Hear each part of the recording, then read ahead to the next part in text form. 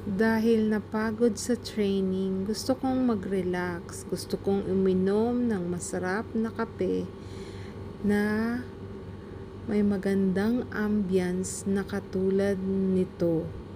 Ang ganda ng view, ang ganda ng surroundings, ang ganda rin ng kasama ko. Siyempre, may flower pa, may mga halamang sariwa at fresh trees. Napapalibutan siya na matataas at magagandang disenyo ng building. Kaya samahan niyo ako at magkape tayo sa magandang lugar na ito.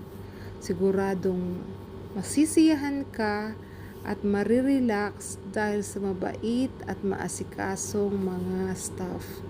Halika na, magkape na tayo at namnamin natin ang ganda ng paligid na ating nakikita.